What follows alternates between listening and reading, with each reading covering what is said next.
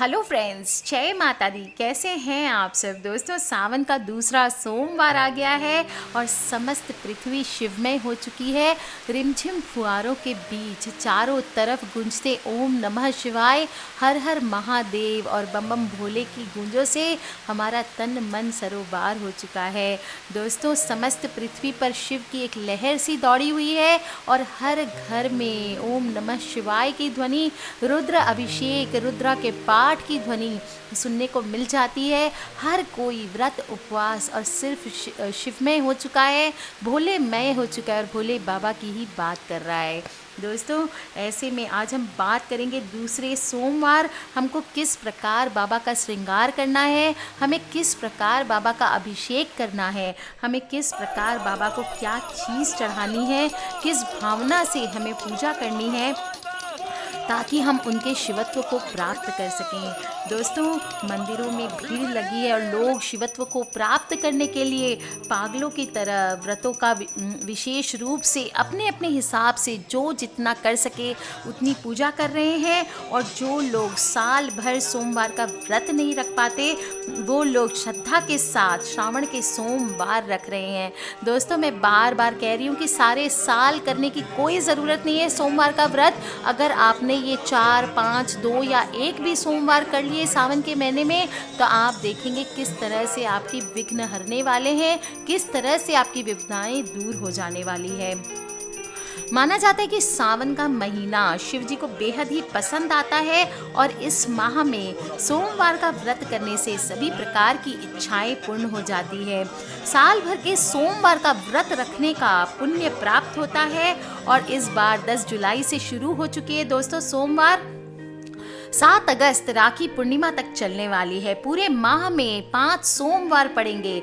एक निकल चुका है दोस्तों, दूसरा सोमवार है और ख़ास बात, बहुत सालों बाद राजयोग आया है, महायोग आया है। सबसे आश्चर्य बात है दोस्तों, शायद आपका हमारा साथ है इसलिए बाबा भी खुश है।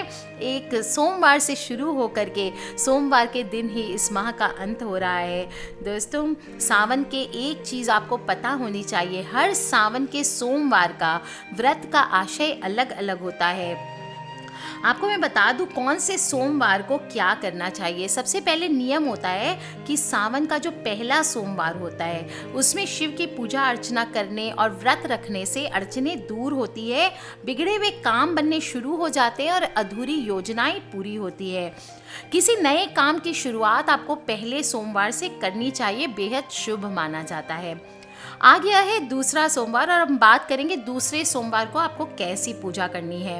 दूसरा सोमवार विशेष रूप से फलदायक माना जाता है और इस दिन भोलेनाथ को बेलपत्र, धतूरा, भांग, शहद आदि अर्पित करके विशेष पूजन करना है। इससे परिवार की जितनी भी स्वास्थ्य समस्याएं होती है वो आपकी दूर हो जाती है। दोस्तों, विशेष साधना और सिद्धियों के लिहाज से तीसरा सोमवार सबसे उत्तम होता है और इस दिन शिव मंत्रों का जप आदि करके उस दिन सिद्ध किया जाता है। इस दिन भगवान शिव की साधना से कठिन काम भी आसान हो जाते हैं और चौथे और 5वें सोमवार को भी सर्वोत्तम माना गया है। इसका पूजन करने से शत्रु परास्त हो जाते हैं, सभी प्रकार की बाधाएं समाप्त होती है, आने वाले संकट टल जाते हैं, पारिवारिक जीवन सुखमय रहता है और आर्थिक परेशानियों का नाश होता है। तो दोस्तों, चलिए फटाफट मैं आपको बता दूं, जो इस सावन का महीना जो सबसे अच्छा मौसम का महीना है, ना गर्मी है ना सर्दी है, ऐसे में दोस्तों आपको सावन के दूसरे सोमवार को बहुत ही खूबसूरत रूप से पूजा करनी, बहुत ही साधारण सी एक छोटी सी पूजा करनी है जिसको करके आप सभी प्रकार के विघ्नों से, बाधाओं से और अपने जीवन की परेशानियों से मुक्ति पा सकते हैं। और अगर आपके घर में कोई भी स्वास्थ्य रिलेटेड प्रॉब्लम है वो आपकी ज़रूर दूर हो जाने वाली है। दोस्तों, सबसे पहले समझिए कि श्रावण या सावन संस्कृत से प्राप्त हुआ वह शब्द है। श्रवण करना मतलब सुनना। इस माह में आपको अच्छी अच्छी बातें सुननी चाहिए और पूरे के पूरे हमारे भारत में मॉनसून के साथ साथ ये महीना आता है दोस्तों, उपवास का महीना आता है और बहुत ही पवित्र शिव को समर्पित महीना है। दोस्तों, जो भी आप आराधना करेंगे इस मंथ में उसका कई गुना फल मिलता है, करोड़ों गुना इनफैक्ट माना जाता है कि फल मिलता है। भगवान शिव अपने भक्तों के जीवन में कठिनाइयों और बाधाओं को दूर करने में उनकी मदद करते हैं। भोले भंडारी है दोस्तों, थोड़ा सा कुछ भी जल चढ़ा दीजिए थोड़े काले तिल डाल करके और बाबा अपने भक्तों की भक्ति से खुश हो जाते हैं। ईमानदारी के साथ थोड़ा सा शिव का पाठ कर लीजिए और फिर देखिए कैसे हो जाती है आपकी बम बम भोले। दोस्तों, सावन के दूसरा सोमवार है और बहुत ही खूबसूरत सोमवार है और कथाओं के अनुसार सावन का महीना भगवान शिव को सबसे अधिक प्रिय होता है। इस दौरान सारा वातावरण शिवमय होता है और कथा के अनुसार एक बार देवी सती अपने पिता के बुलावे पर उनके घर गई। वहां पहुंचकर देवी सती ने देखा कि उनके पिता उनके पति शिव का निरादर कर रहे हैं। उन्होंने देवी सती को भी उनके पति शिव के बारे में अपशब्द कहे। देवी सती ये सब सहन नहीं कर पाई और अपने पिता दक्ष के घर में योग शक्ति से उन्होंने शरीर त्याग दिया। देवी सती को महादेव को हर जन्म में पति के रूप में पाने का फल प्राप्त था। उन्होंने पार्वती के रूप में दूसरा जन्म राजा हिमालय और रानी मैना के घर में पुत्री के रूप में जन्म लिया। पार्वती ने युवावस्था के सावन महीने में कठोर व्रत किया और शिव को प्रसन्न करके उनसे विवाह किया। इसी कारणवश सावन का महीना शिव जी को प्रिय हो गया और हम इसीलिए पूरे सावन के महीने में व्रत रखते हैं ताकि शिवत्व को प्राप्त कर सकें। दोस्तों, सावन महीना पूरी तरह से भगवान शिव की आराधना का महीना माना जाता है और अगर आप विधि विधान से भगवान शिव की पूजा करते हैं तो सभी प्रकार के दुखों और चिंताओं से मुक्त हो जाते हैं। तो आपको बता दूं दोस्तों, कैसे कल सुबह आपको पहले पूजा करनी है। पूजा के दौरान आपको उनसे, आप जो भी सच्चे दिल से उनकी पूजा करेंगे उनसे मन चाहा वरदान प्राप्त करेंगे। अगर आपकी कोई भी प्रकार की मनोकामना है तो वो भी पूर्ण होती है। सबसे पहले आपको इस व्रत में भगवान शिव का पूजन करने के लिए एक समय का ही भोजन करना चाहिए। 9 प्रहर का व्रत होता है, यानी कि शाम को 7 बजे के पहले आपको भोजन नहीं करना चाहिए। सावन के महीने में भक्त गंगा नदी से पवित्र जल या कोई भी नदियों का जल मीलों ला करके दूरी तय करते हैं ताकि वो भगवान शिव का जल अभिषेक कर सके। दोस्तों, मैंने पहले भी बताया, अगर आपके पास गंगा जल या कोई भी तीर्थों का जल है उससे शिव जी का अभिषेक करें। थोड़ा सा जल पानी में डाल करके या फिर बारिश का पानी भी आप यूज़ कर सकते हैं। दोस्तों, अब आपको सामान बता देती हूँ, सामग्री क्या क्या रखनी है पूजन के लिए तैयारी। आपको कल अर्पित करनी है शिवा मुट्ठी।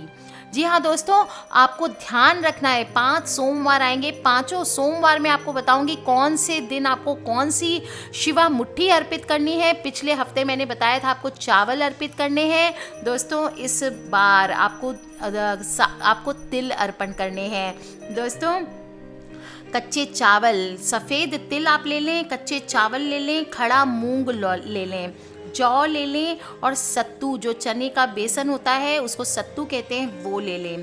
पंचामृत ले लें। पंचामृत में क्या क्या, दूध, दही, चीनी, घी और गंगा जल, ये सब चीज़ आप ले लें। शहद ले लें और इन सब को मिक्स करके आपको पंचामृत बना लेना है। 3 दलों वाला बेलपत्र ले लें। अगर फल ले लें, कोई भी आप केला ले लें, कोई भी फ्रूट ले लें, आम ले लें, फूल ले लें। नीले रंग के फूल शिव जी को बहुत ही प्रिय होते हैं, तो नीले रंग के या पीले कनेर के फूल, गुलाब के फूल आप कोई भी चढ़ा सकते हैं। धूप अगरबत्ती जो भी आप लगाना चाहते हैं वो लगाएं। चंदन ज़रूर रखें। ध्यान रखें, शिव जी को हल्दी या कुमकुम नहीं चढ़ता है। शहद ले लें, घी ले लें, इत्र ले लें, केसर ले लें, धतूरा ले लें, कलावे की माला ले लें, रुद्राक्ष ले लें, भस्म ले लें थोड़ी सी, अगर हो सके तो त्रिपुंड बना लें या त्रिपुंड आप चंदन रख लें, त्रिपुंड उससे आपको बना लेना है। मंत्र का जप आपको ओम नमः शिवाय करना है। दोस्तों, जो भी शिव पूजा की आज मैं आपको विधि बता रही हूँ, पूरा वर्णन भगवान शिव से संबंधित ग्रंथ शिव पुराण में मिल जाता है और सगुण स्वरूप की पूरी विधि विस्तार से बताई गई है। दोस्तों, लिंग सृष्टि का आधार है और शिव विश्व कल्याण के देवता हैं। सुबह स्नान करके तन मन से पवित्र होकर के मंदिर जाएं या घर में ही शिव जी का पूजन करें। मंदिर पहुंच करके भगवान शिव के साथ माता पार्वती और नंदी को पंचामृत जल से अभिषेक कराएं। जल अर्पित करने के बाद एक एक करके सभी सामग्री, दूध, दही, घी, चीनी, शहद, जो भी आपने सामान आपने लिया है, सारी चीज़ों से बाबा का अभिषेक करें। ध्यान रखें दोस्तों, जिस जगह पर शिवलिंग स्थापित हो उससे पूरब की दिशा या उत्तर दिशा और पश्चिम दिशा में बैठना उचित रहता है। शिवलिंग से दक्षिण दिशा में बैठकर पूजन करने से मनोकामना पूर्ण होती है। शिवलिंग पूजा में भक्त को रुद्राक्ष की माला धारण करनी चाहिए और बिना कटे फटे हुए बेलपत्र अर्पित करने चाहिए। कभी भी ध्यान रखें, शिवलिंग की आपको पूरी परिक्रमा नहीं करनी है, सिर्फ आधी परिक्रमा करें, वो ही शुभ रहता है। और इसके बाद आपको मन ही मन ओम नमः शिवाय का जप करना है। अगर हो सके तो 21 बेलपत्रों पर आप ओम नमः शिवाय लिख करके चंदन से वो बाबा को चढ़ाएं। हो सके तो ये रोज करें सावन में, नहीं तो कम से कम आपको 5 सोमवार तो ये करने ही चाहिए। इससे इस एक उपाय से भी आप करेंगे दोस्तों तो आपकी सभी प्रकार की मनोकामनाएं पूर्ण होगी। सावन में किसी भी दिन आप घर में पारद शिवलिंग की स्थापना करें, जो कि मैं आगे वीडियो में आपको बता रही हूँ पारद शिवलिंग क्या होता है और कैसे उसकी स्थापना की जाती है, और उसकी यथाविधि आप पूजन करें। इस दौरान आपको मंत्र करना चाहिए। पारद शिवलिंग का मंत्र वो मैं दूसरे वीडियो में आपको बता दूंगी। और 3 दलों पत्तियों से युक्त एक बेलपत्र जो हम शिव को अर्पण करते हैं वो हमारे 3 जन्मों का पाप नाश करता है। इसलिए श्रावण मास में भगवान भोले को बेलपत्र अर्पण करने अधिक से अधिक पुण्य फल की प्राप्ति होती है। तो दोस्तों बताया है मैंने आपको, कल करना है आपको ये उपाय। सावन का दूसरा सोमवार है। आपको सफ़ेद तिल्ली बाबा को चढ़ानी है, मुट्ठी में बढ़ के चढ़ानी है। कैसे चढ़ानी है फिर से बता देती हूँ। 1.25 किलो तिल ले लें, सफ़ेद तिल्ली ले लें या आप थोड़ी सी ले लें, उसमें से एक मुट्ठी सफ़ेद तिल्ली लेकर के दोनों हाथों से बाबा को अर्पण करें और फिर बाकी का गरीबों में आप को बांट देना है। दोस्तों श्रावण माह के अंतर्गत प्रत्येक सोमवार को शिवलिंग पर शिव मुट्ठी चढ़ानी चाहिए।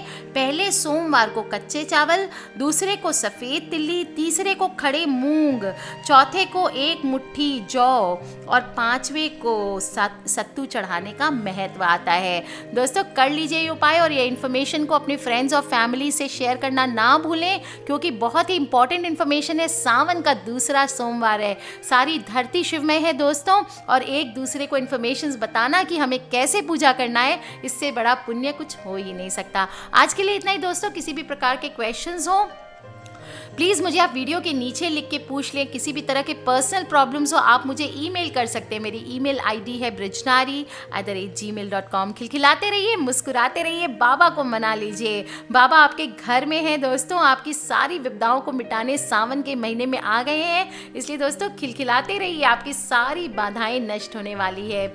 इसी कामना के साथ आज के लिए इतना ही। सब्सक्राइब करके रखें ताकि आप और मैं आने वाले वीडियोज़ के थ्रू कनेक्टेड रहें। Love you all friends, take care. जय माता दी एंड बम बम भोलेनाथ की।